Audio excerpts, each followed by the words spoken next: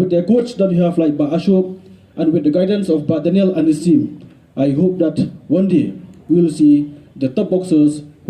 from East Kashmir district who will represent the country.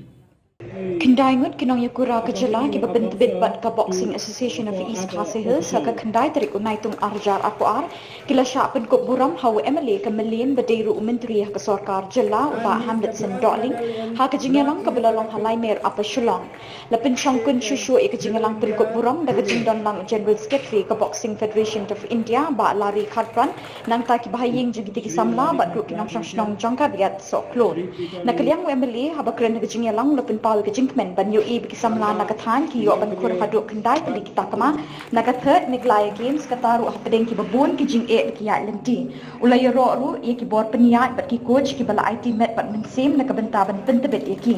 katai ka senjuk kala yo ban Khur haduk south peli ki Takma ksiak south peli ki Takma rupa bat kawe ke Takma Nong ha katai ka Meghalaya games ki berang shipin good hakini ki kendiat bor balada. It happened that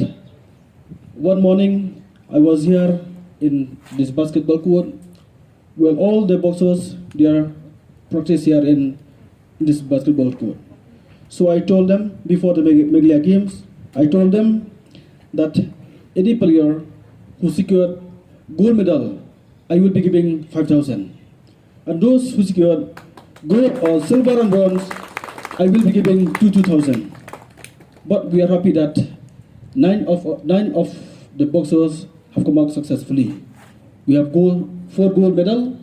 4 silver, and 1 bronze. So once again, I'd like to congratulate to all of you, the boxers, and hopefully with this small initiative from my end, that you will get more inspiration, and we would like to see you that we will participate in not only from the state and especially in the national level. With the coach that we have like Ashok, and with the guidance of Daniel and his team, I hope that one day we will see the top boxers from East Kashmir district who will represent the country.